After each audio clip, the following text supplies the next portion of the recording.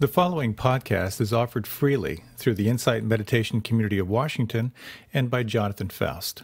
To learn more or to make a donation to support this work, please go to www.jonathanfoust.com. I was told this story when I was about 12, and I was told it was true, and I believed it was true. And the story is of this older woman. As was told to me, it was my brother-in-law's mother's friend, so it was kind of a distant thing.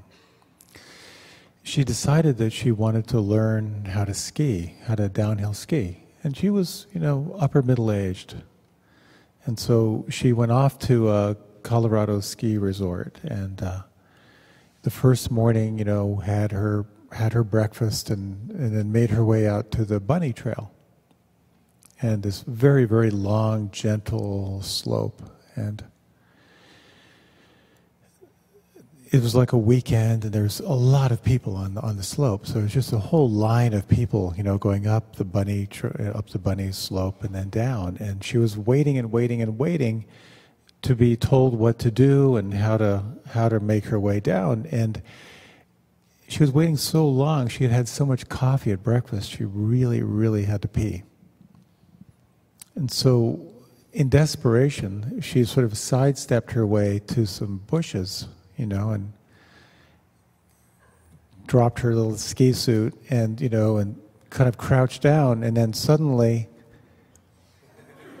her skis started moving. And she was above the group, and in a squatting position with her pants down, she went past the line of people waiting, past the instructors, and because she was crouched, she was going pretty fast, and she passed all the people going down the bunny slope, as well as the people in the tram going up, all watching her. So supposedly, what I heard was she made her way to the bottom. She stood up, put her ski suit back on, checked out, and went home.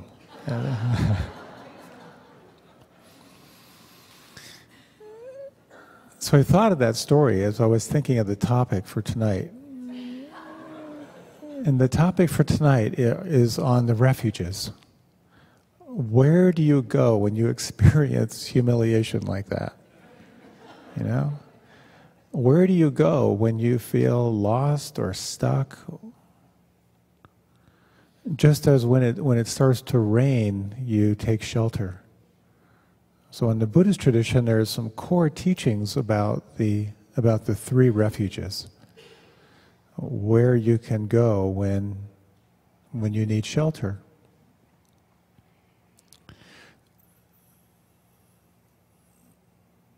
There are all kinds of places we go that we could call false refuges. When you're unhappy, self-medication, or finding people you can complain with. When you're worried, you can take sort of a false refuge in hopes or beliefs to kind of make you feel better, but ultimately they don't. Many people, when they kind of approach their death, they sort of take refuge in heaven, some eternal place where they will live. Out of our desperation, we try to make sense of our lives. But these are not considered the true refuge. So here's a few lines from the Dhammapada, which are the kind of the translation from the Buddha. They go to many a refuge, to mountains, forests, parks, trees, and shrines, people threatened with danger. That's not the secure refuge. That's not the highest refuge. That's not the refuge having gone to which you gain release from all suffering and stress.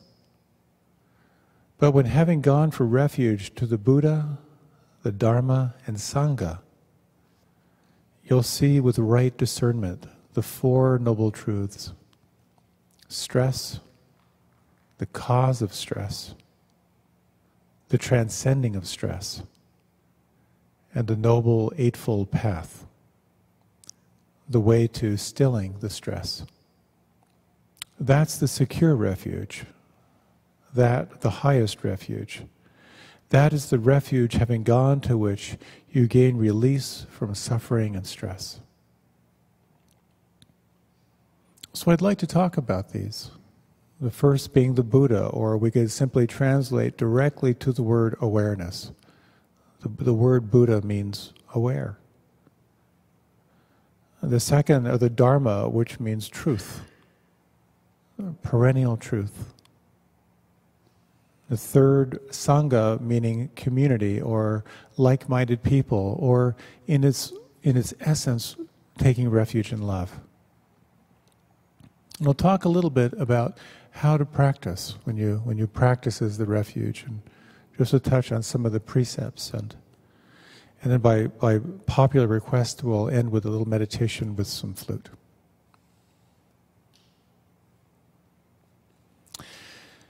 I lived in an ashram for a number of decades, and I've gotten really averse to kind of the bells and smells of spiritual practice. I'm much more interested in sort of pragmatic. What are the pragmatic practices that bring us direct freedom? But on our retreats, on our week-long retreats, we chant the refuges as part of going into silence together as a community of about 110 people. And there's something very powerful about being with everyone, chanting these words. And in its simplest form, the words in Pali where we would chant would be Buddham saranam gacchami, Dhammam saranam gacchami, Sangham saranam gacchami. Literally translated is, I go to refuge in awareness. I go to refuge in what is true. I go to refuge in the community. So we chant this, and then you say, a second time, I take refuge. And then a third time, I take refuge. It's more like a vow than a prayer. You're really saying, I undertake the intention to take refuge in awareness and truth and love. Some words from Robert Thurman, which I really like.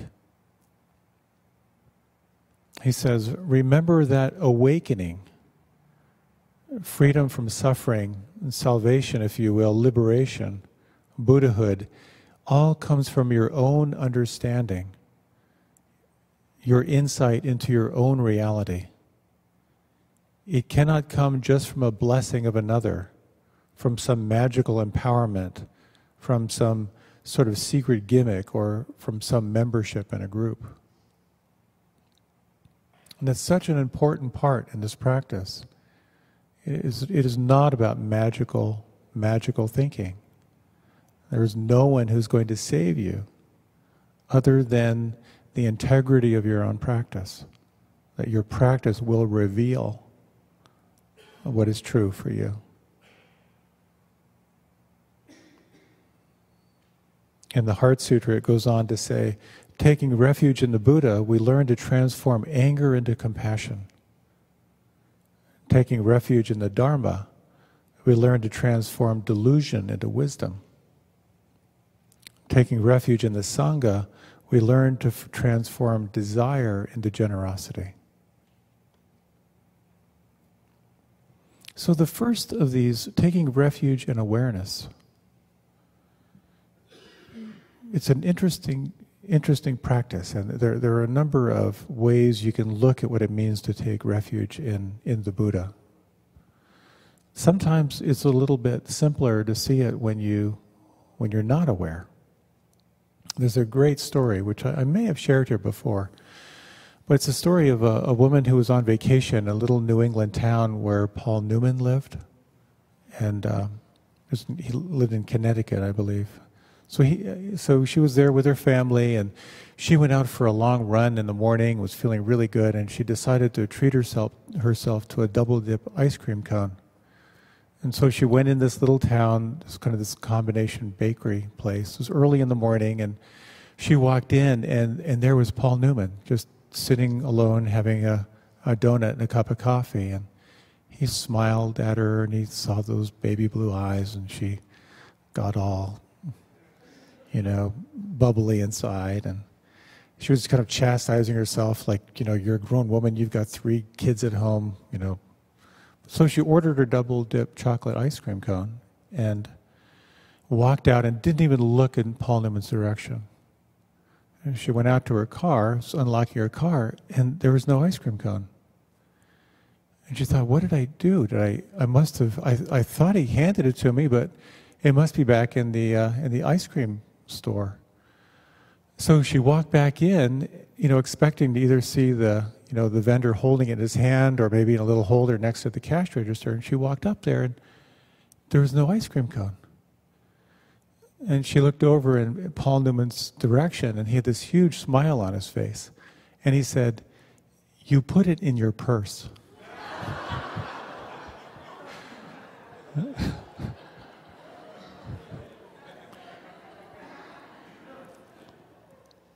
So that is not awareness. And of course, we miss out on so much. We just don't see what's around us. We don't see what's going on. And the idea of taking refuge in the Buddha, one way to think of it is in terms of the example of the Buddha. Like, what is it? Someone who is awake. I was talking with someone about this earlier, and he said, what I like about the story of the Buddha is that he was a dude just like me. And through his practice, he rooted out hatred, and he rooted out craving, he rooted out delusion or confusion, and it's the story of a human who transcended the energies that tend to take over. So there's always that question of WWBD, what would the Buddha do? And actually, there's kind of a cool little visualization that I thought I might share with you. And in order to do this, you need to bring in mind a conflict that you might be having with another person, or you've had with another person. And if you've never had a conflict with anyone, you can make one up just for the purpose of the exercise. Now, when you do this visualization, you don't have to think of the Buddha. You can simply think of someone who's awake. So if you like, you can close your eyes. And you might bring into mind, just take a little time to kind of go through the files and think of a situation, an interaction you may have had with someone that was less than ideal. Perhaps just a sense of frustration or feeling separate. Maybe there's some point of contention. And again, you can just make it up for these next few minutes if you can't think of something. Now, what you might do is just sense if you can imagine a scene where you're in conflict, and you might take a few moments to visualize it. If you're a visual person, if you can visualize what the other person is wearing, the time of day, the quality of light.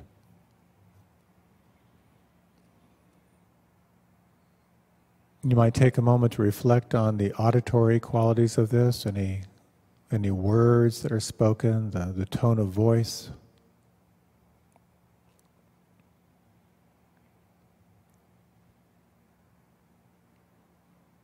And you might just take a moment to sort of imagine and reflect on what it feels like to be in this conflict. And in your own way, let the conflict kind of play out, and you sort of might even imagine it at its most chronic. What does it feel like inside? What are the elements of the conflict?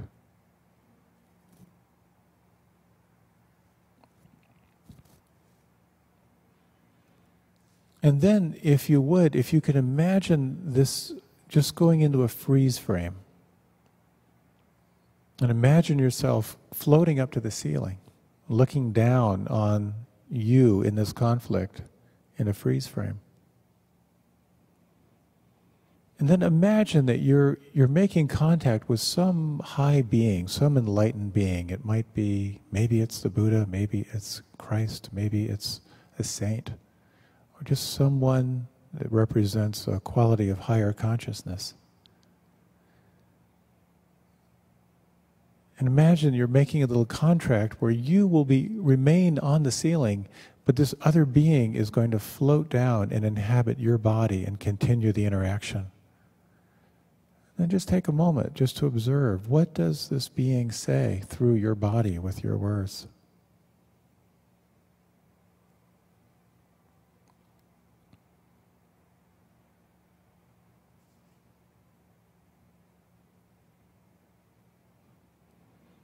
Then you might imagine the scene kind of coming to a close and this being floating up to the ceiling to join you, and maybe offering just a word or two of counsel or advice.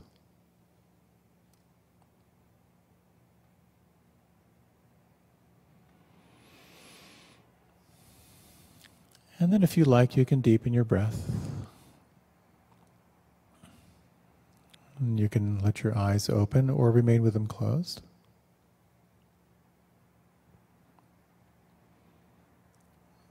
So was that helpful to some degree? Did you feel some kind of a shift? Yeah. There's something about just calling on that quality of awareness that can be quite powerful. You know, as we're just buffeted through our life, we're constantly seeing our reactive patterns, the play of aversion, of anger, hatred, blame, ill will. We see the qualities of craving, of planning, of sense pleasure, of sort of disassociation into pleasant mental thoughts. Or we get hijacked by worry and anxiety. Or it's like someone pulls the plug and we just sort of cycling down into depression. Or we get paralyzed by doubt or by criticism. When we are aware, we see not just what's happening, but we see our patterns. We can sort of see these locked-in ways that we react to life quite predictably. And in that, there is the possibility of great freedom. So for some people, when we look at what it means to take refuge in the Buddha, for some people, it's a very personal thing. Like the Buddha, the Buddha represents a very, very powerful touchstone in a very devotional way. For others, it's sort of the myth of the story of the Buddha, of what it means to sort of transcend our humanity, to come into a deeper sense of understanding, of truth. And for others, it's simply the word Buddha sort of as a trigger to the word to be awake. There's a classic story where the Buddha was traveling and he was stopped on the road and someone said, I've heard about you. You know, are you some kind of magician? And he said, no. He said, are you some kind of great teacher? He said, no. He said, well then, what should we call you? And the Buddha said, you can call me the one who is awake. So to be awake, to be transcendent of all the reactive patterns, it's the difference between being locked into your life and having possibilities where they didn't exist before. So learning how to shift our attention from reactivity to wakefulness is quite powerful and challenging. One of my dear friends who's a therapist had on the seat where her clients would sit, she had this huge poster of the earth taken from the moon. And quite often she would just say, when you look at that picture, kind of go back to the issue we're talking about, does anything shift? Or as our great poet said, sometimes it's important to take the 3,000-year view. It has a way of shifting our reactivity.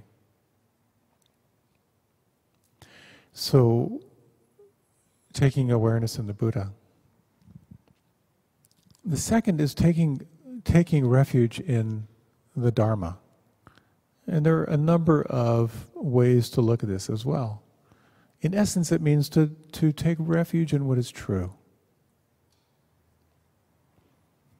As an American male, I feel obligated to follow at least one sport. So I occasionally, even though I don't have a TV, I still follow the New England Patriots. I kind of love the mad genius of Bill Belichick. And not that long ago, there was a little article that I saw about him, and so I followed that link, and I kind of read the little article, and then I just happened to drift down to the comments section.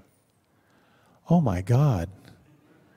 I haven't read the comment section on the internet in a very long time.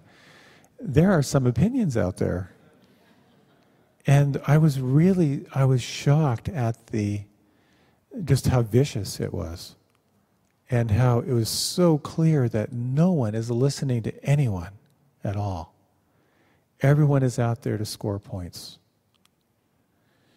It was really quite sad to see sort of human consciousness devolve to such a state of contention. Taking refuge in what's true can be viewed on many, many different levels. If you've ever been in an argument with someone, or, kind of going back and forth, and just to pause and really, really sense their point of view, it's quite extraordinary. When we can pause and do a role reversal to imagine what the other person's feeling, what it's like to look through their eyes, it's really quite informative. So there are two elements to think of what it means to take refuge in the Dharma.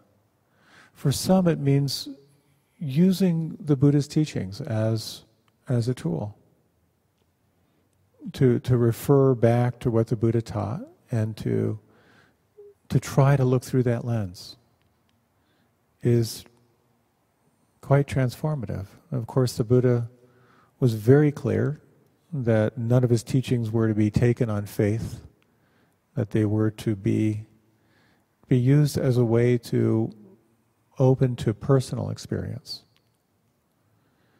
But it really goes beyond just the Buddha's teachings.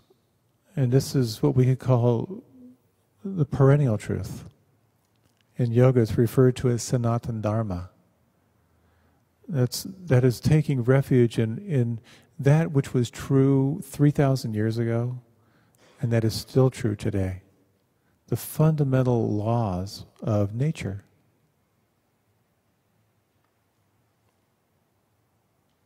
It's been described as straight up truth, the reality of life, the way things actually are, and not how we perceive or want them to be. Of all of these, this writer is saying that taking refuge in the Dharma is the most important. This is why the Buddha called what he taught Dhamma Vinaya. And he said that the Dharma should be our true teacher. So it's that real question of, would you rather be right or would you rather be happy? It's a great way to solve conflicts sometimes. What does it mean to take refuge in truth?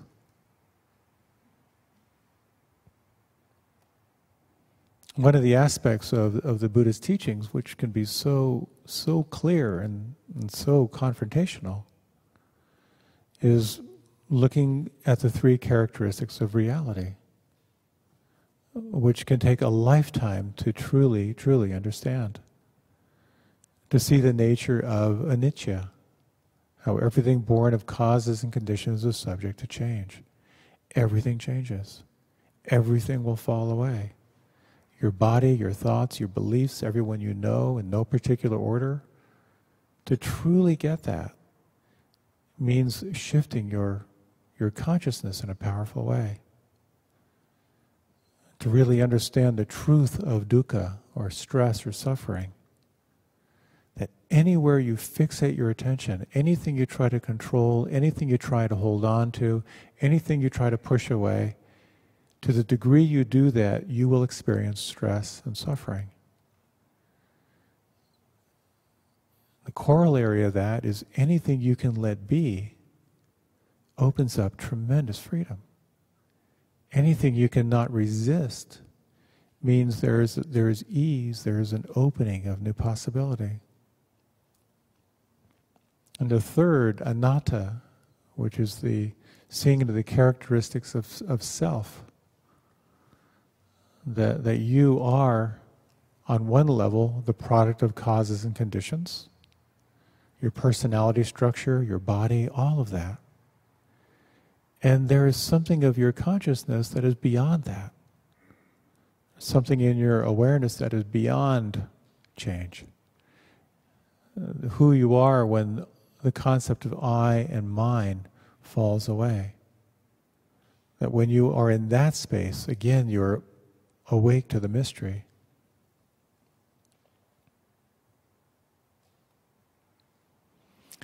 The third refuge, taking refuge in Sangha, or like-minded people, or in its essence, love, was a very critical part of the Buddha's teachings. In that time, of course, there were not many people, interested in waking up. So when you associate with like-minded people, there's an energy that you build that allows you to cultivate wakefulness, that allows you to awaken and open the heart. So the community was very, very important. But beyond that, it's around training ourselves to open to our interconnectedness. Whenever you feel pain, you will contract. The healing happens when you open again. And what is the mechanism that allows you to relax and open in the face of pain? In many ways, it is our very interconnectedness, the capacity we have for empathy and compassion for each other. And particularly when you are in a journey to greater aliveness, it is of extraordinary value to be around those who value that as well.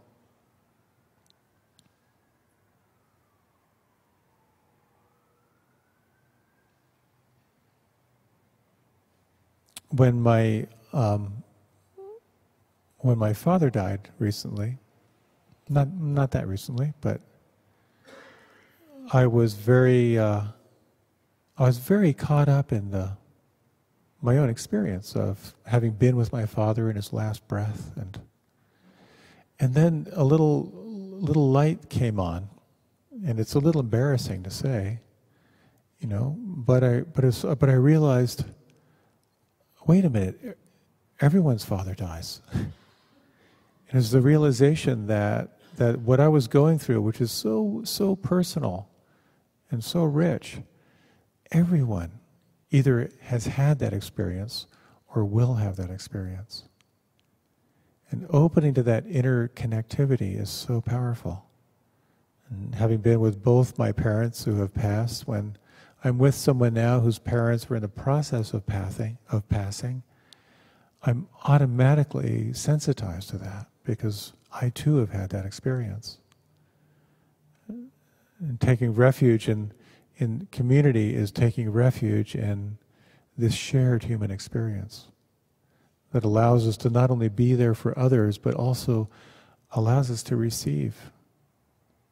When you are feeling some form of pain, to be able to say it out loud and have another person receive that, that is a very healing thing. It moves us from contraction back to a sense of opening again. So there's a quality of taking refuge in Sangha which is not only healing, it's transformational. We know in all these longevity studies that that those who feel isolated tend to die before others. And so our interconnectedness is so important. And I'm particularly struck, particularly at this time, a book I read a long time ago by John Nesbitt called Future Trends. Have you ever read that book? I think I read it back in the 80s. And he said, the higher tech a culture goes, the higher the need for touch. And I've just seen that to be so true. We tend to get so isolated in our culture. And I meet so many people who, in the midst of being surrounded by people, have a deep sense of loneliness, a deep sense of disconnection, a desire for intimacy and connection. And if you have that quality, or that if you have that calling, it's a very, very important calling to honor. And it's a very vulnerable place to go. Having lived in a spiritual community for a couple of decades, I have come to appreciate so deeply this gathering as a way to create just a sanctuary, just to be present. And it's an important need we all have.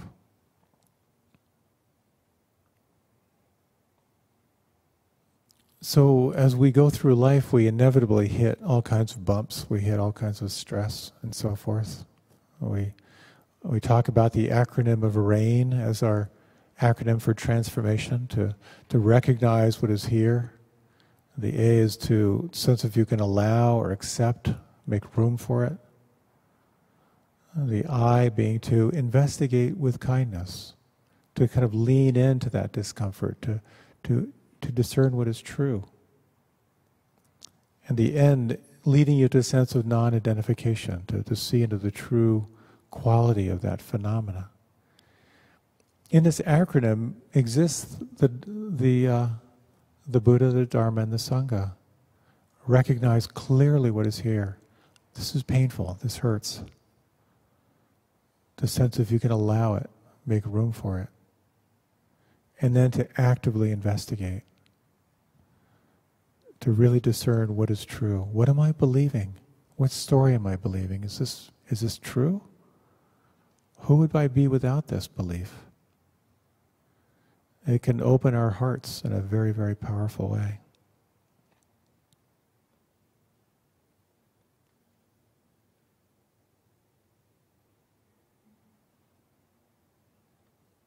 A lot of times we don't think about going for refuge because we're busy. But where the sense of going for refuge becomes real is when you hit difficult times. Oftentimes there's an emotional feeling. There's just a strong emotion of being caught, maybe being caught in some cyclical pattern or some problematic situation. There just seems no way out. Then that call to there has to be a way through this, there has to be a way out of this. And that emotion can be a very powerful force. Because really in that emotion is a sense of like, I want to be free. I want to be free of the suffering. So there are different similes that kind of describe these refuges. That the Buddha has been described as the lotus flower, as sort of floating on the top of the water, above the mud. And the Dharma, or the truth, is the fragrance that is flowing out of the lotus. And the Sangha are all the bees that are kind of gathering the pollen to make honey. So formally, when you go to the refuges, what comes with it is an awareness of what are called the precepts. And I just want to touch on these briefly. These precepts are also what you take when you move into a formal retreat. And there are certain forms of abstinence. There are certain practices of restraint. To abstain from taking life, to abstain from not taking and only to receive what is freely given, and to abstain from sexual misconduct, and to abstain from false speech, and to abstain from intoxicants that can lead to heedlessness. And there are different interpretations as to what these precepts mean, but these are really the riverbanks that kind of help you to keep your attention moving in one direction. For some it means, being vegetarian, staying in poverty, being celibate, being in perfect silence. Another interpretation is to do no harm. I love when I've taken the precepts at Spirit Rock Meditation Center out in California. Is very California when you take the precepts, Just to be mindful, to be aware, to do no harm. So it's not saying you need to be celibate, but to have that very deep intention to do no harm with sexual energy, for example. This is the qualities of sort of moral discipline that are considered very helpful on the spiritual path.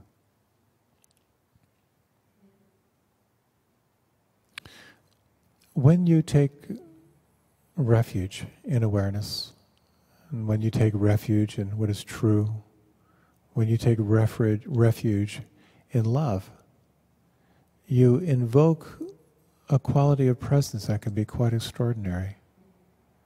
It can free your awareness so that you can truly, truly see what is here and what is true, how to hold it in loving presence. So that's kind of a quick spin through the 3 refuges. And I thought we might close with a little meditation, kind of reflecting on these themes and doing a particular form of meditation.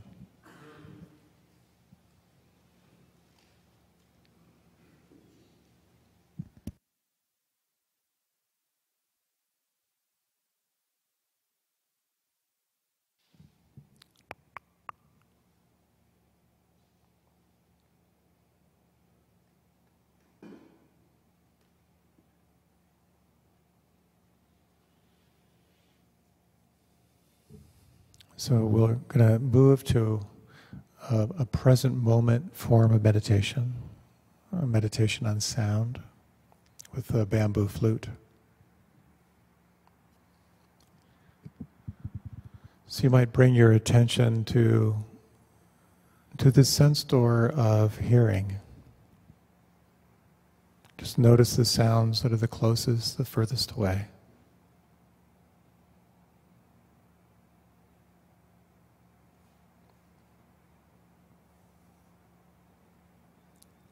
And you may notice that you cannot hear better by trying harder. There's actually a quality of receptivity in a listening meditation.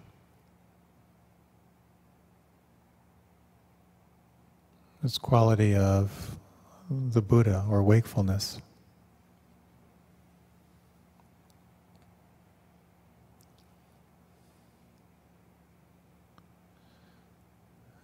There is another quality of listening, which is discerning between the story of the sounds and the experience of the sounds.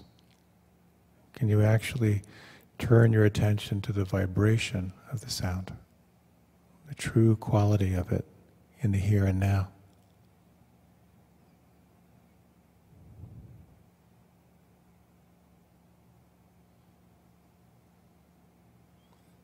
And you might, in your own way, turn your attention to the collective as we practice this listening meditation together.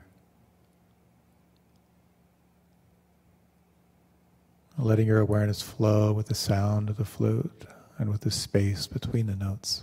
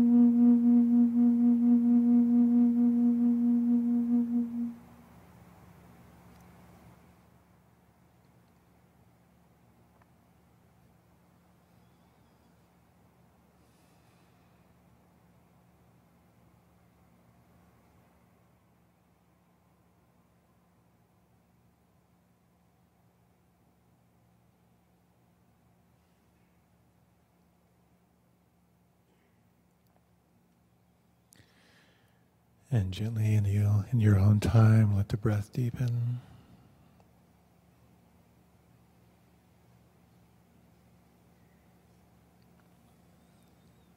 And as you're ready, you can gently let the eyes open.